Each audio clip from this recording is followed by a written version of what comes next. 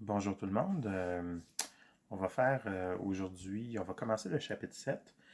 Le chapitre 7, c'est un chapitre important, mais il y a une grande partie du chapitre 7 que c'est des choses que vous avez déjà vues parce qu'on va parler de fonctions transcendantes. Donc, on va parler de fonctions exponentielles, logarithmiques, trigonométriques et les réciproques des fonctions trigonométriques. Donc, les arcs, arc machin, arc-sin, arc-cos, et ainsi de suite. Donc, nous, dans le chapitre 7, il y a une grande partie du chapitre où c'est la revision sur ces fonctions-là. Donc, je vais en parler un petit peu. Puis, ensuite, il y a les dérivés de ces fonctions-là. D'accord?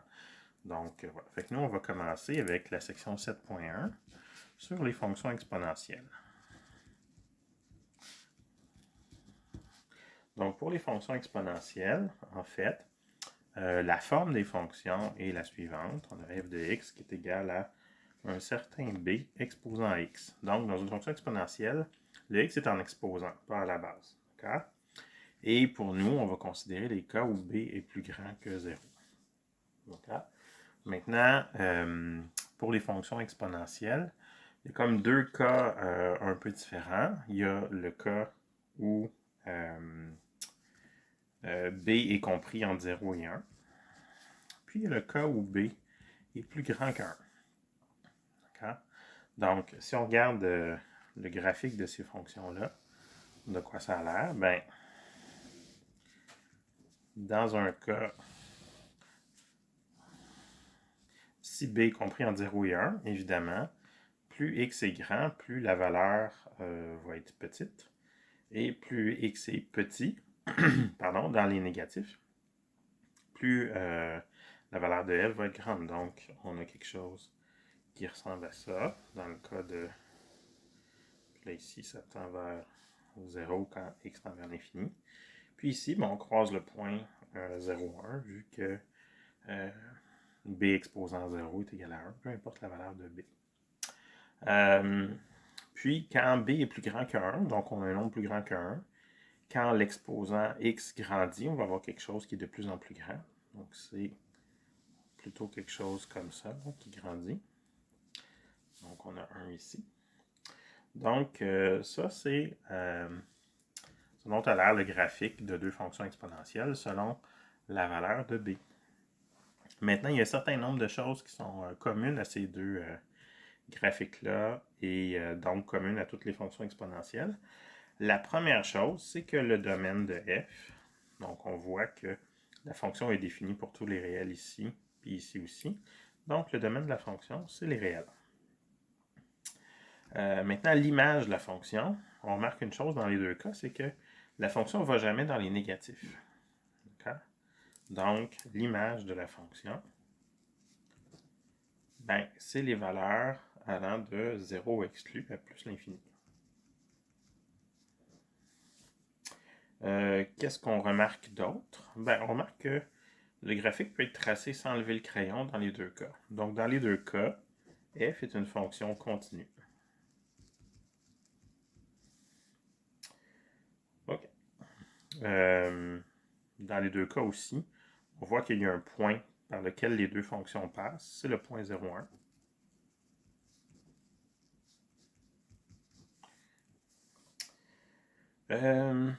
Une autre chose qu'on peut constater quand on regarde le graphique, c'est qu'ici, la fonction est décroissante sur tout son domaine, puis ici, elle est croissante sur tout son domaine. Donc, la croissance ne change pas.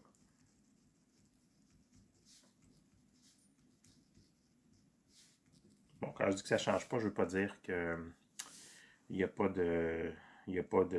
d'augmentation ou de diminution de la croissance. Je veux dire que si c'est croissant, ça reste croissant, puis si c'est décroissant, ça reste décroissant. Dans les deux cas, on a une fonction qui est concave vers le haut.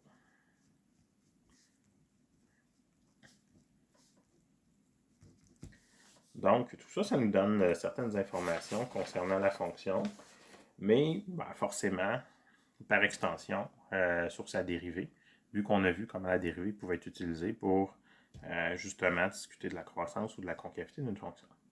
OK, donc ça, c'est chose à remarquer concernant les fonctions exponentielles. Maintenant, évidemment, il y a des fonctions exponentielles, puis il y a des fonctions qui sont presque des fonctions exponentielles. On va dire que c'est des formes semblables à une exponentielle. Il y a les fonctions de la forme f de x qui est égale à une certaine constante fois b exposant x, où la constante est un nombre réel. Bon, évidemment, différent de 0 parce que si c'est 0, c'est pas très intéressant, il ne se passe rien, c'est une fonction identiquement nulle. Ou bien une autre forme qui est une exponentielle à laquelle on ajoute une certaine constante k. Donc on fait juste une translation du graphique de la fonction vers le haut ou vers le bas. Donc ces fonctions-là se comportent essentiellement comme des fonctions exponentielles, puis dépendamment de la valeur de k. On a vu déjà l'influence de ce qui arrive quand on multiplie une fonction par une constante. Là, ça s'applique aussi ici. Donc, en gros, c'est pas mal ça les fonctions exponentielles.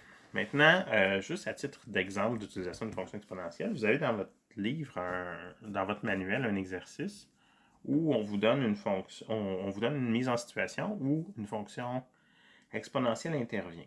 Je pense que c'est l'exercice numéro 1. On vous dit qu'au départ, on a 500 cellules. Donc, on parle de division cellulaire. Et vous avez une division à toutes les demi-heures.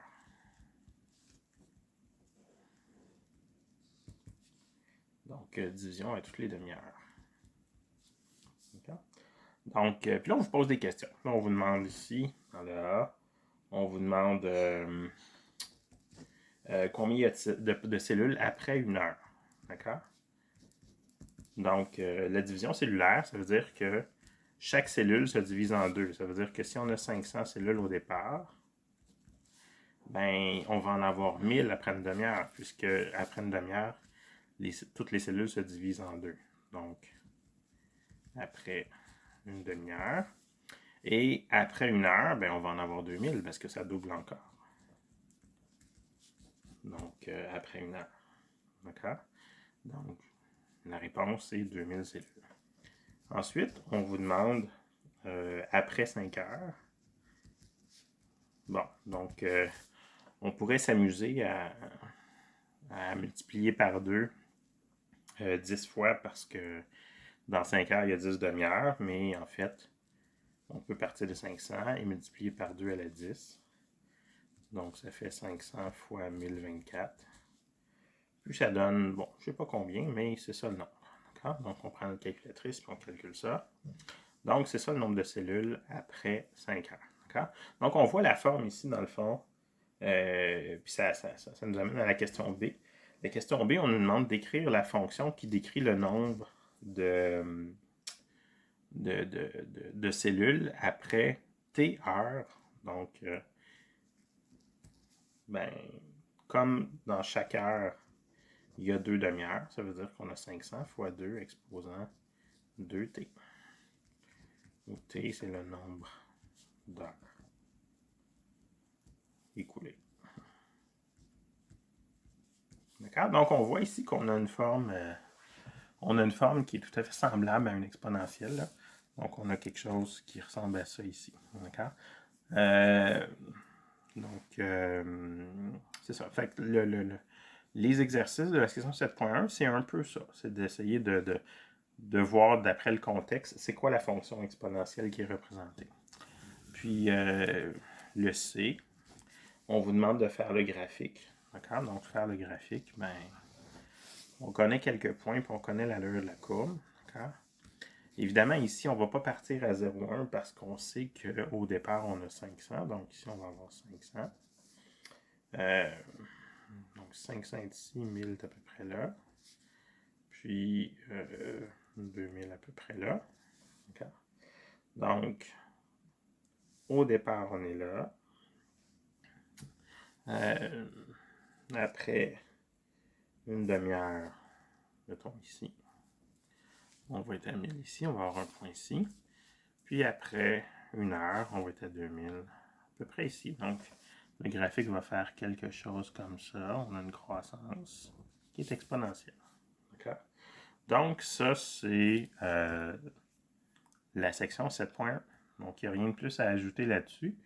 Je vais juste vous donner les exercices à faire dans cette section-là.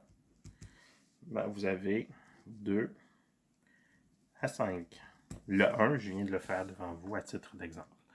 Donc voilà, j'espère que c'est clair pour vous, puis on se voit bientôt pour la suite.